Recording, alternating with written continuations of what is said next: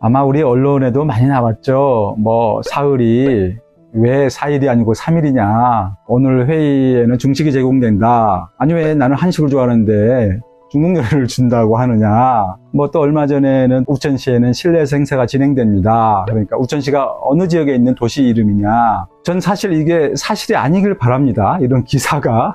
근데 참 여러 가지 걱정되는 바가 많은데요. 문해력이 이렇게 어휘력의 문제도 있지만 더 중요한 것은 그 소통의 맥락을 파악하는 것이거든요. 자기가 진짜 모르는 단어가 나와도 맥락을 통해서 그 의미를 추론할 수도 있는 것이 중요하거든요. 이제 그런 부분들 측면에서 문해력을 우리가 좀 고민할 필요가 있고요. 제 개인적인 경험으로는 쭉 이제 강의를 하다 보면 예전 일입니다. 학생들이 이제 이메일을 보내요. 이메일을 보내는데 제목에도 내용에도 본인의 이름이 없어요. 그러면서 저한테 뭘 좀 도와달라고. 제가 누군지 알아야 도와줄 거 아닙니까? 네. 결국은 제가 이메일을 다시 답장을 보낼 수밖에 없죠. 네. 그런데 누구신가요?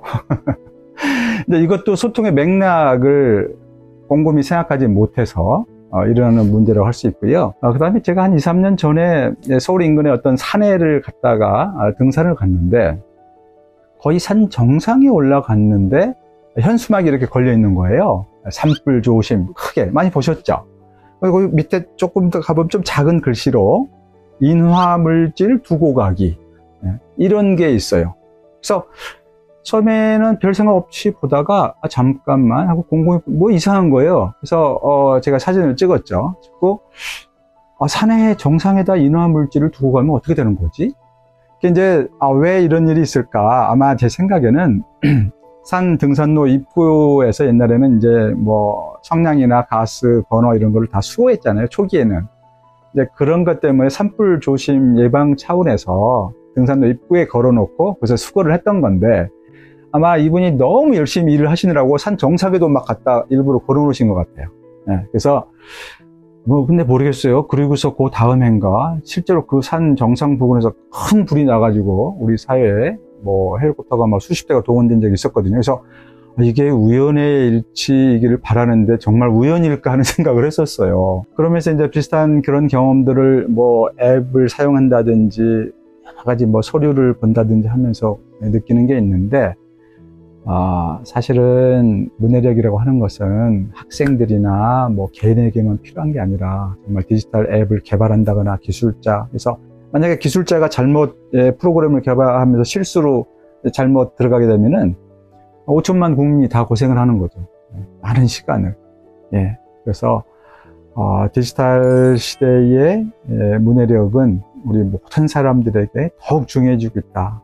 이렇게 생각이 되고요. 앞으로는 그런 우스갯소리들이 반복이 안 되면 좋겠습니다. 제 생각에 우리가 AI, 빅데이터, 디지털 시대를 이제 진입을 했잖아요. 더더욱이 이 문해력이 중요해지고 있다고 생각이 됩니다. 예. 그 어느 때보다도 우리는 이 사회 관계망 서비스, SNS라고 하죠. 이런 걸 통해서 끊임없이 소통을 하게 됩니다. 그리고 그 소통의 속도가 엄청나게 빨라지고 있죠. 네. 뭐 편지를 보내서 먼 데까지 여러 날 걸리던 이런 것이 순식간에 해결이 되는 이런 것이죠.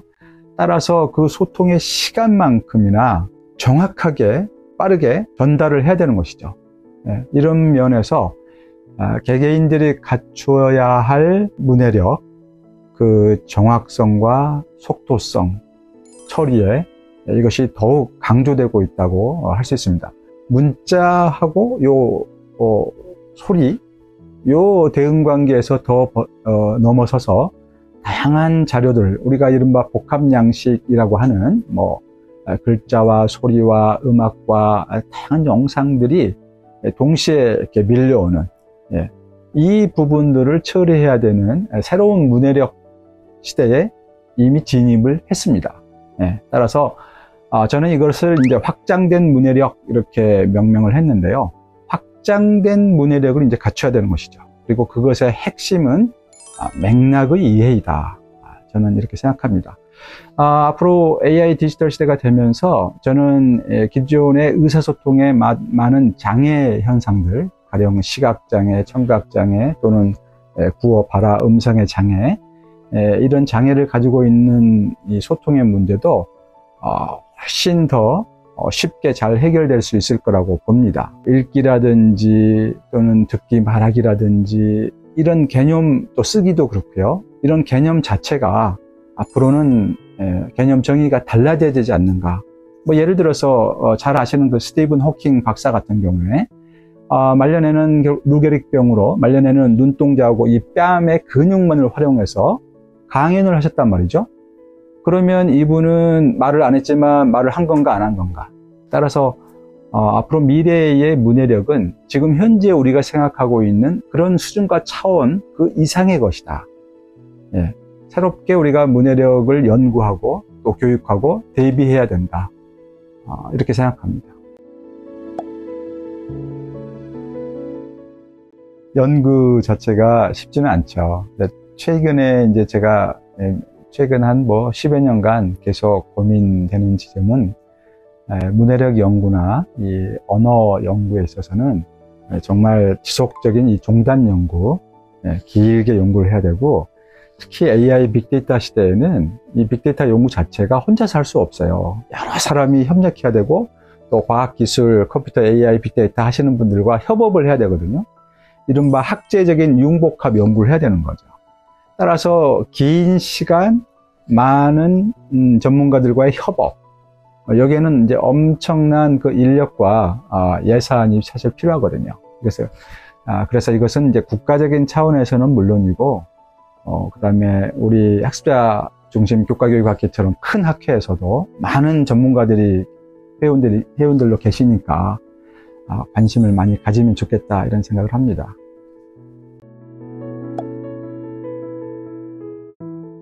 저도 학습자 중심 교과교육학회에 이사를 했었고 지금도 회원입니다. 네.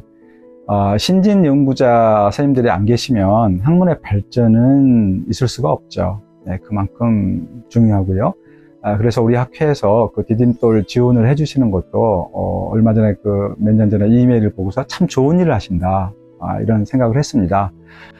특히 이제 신진 연구자 선생님들에게 이런 지원을 넓혀서 이분들이 활발한 그 연구를 계속해서 학문 후속 세대들이 성장을 해야 모든 학문들이 발전이 있지 않겠습니까? 저는 우리 신진 연구자 선생님들께 이제 당부드리고 싶은 것이 두 가지가 있는데, 우리 신진 연구자 선생님들은 학문의 미래를 개척해 나가셔야 된다. 발전시켜 나가셔야 되는 후속 세대이다.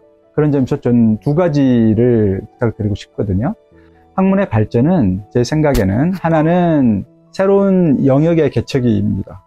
두 번째는 새로운 연구 방법의 개척입니다. 새로운 영역의 개척, 그 다음에 새로운 연구 방법의 개척. 사실 이것은 각자의 연구 분야와 또 과학기술과의 어떤 융복합적인 연구도 필수적으로 따르는 부분이거든요. 그만큼 쉽지 않죠. 어렵고 새로운 도전입니다. 그렇지만 이것은 우리 신진 연구자들만이 하실 수 있는 겁니다. 그래서 자신의 관심 분야, 연구 분야에 대한 사명감과 자긍심을 가지시고서 그런 어려운 점들을 극복해내시기를 바랍니다. 그래서 각 분야에서 모두가 선도적인 그런 연구자가 되시기를 기대합니다.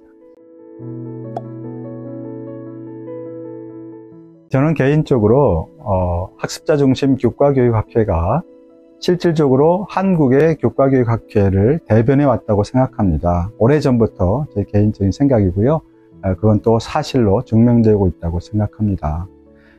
그만큼 우리 회원 선생님들 모두도 사명감과 또 자긍심을 충분히 가지실 필요가 있다고 생각됩니다. 그리고 각자의 모든 분야에서 진정으로 선도적인 그런 연구자가 되시길 바랍니다. 그러기 위해서는 회원님들 여러분 모두의 건강과 행복을 동시에 기원합니다. 감사합니다.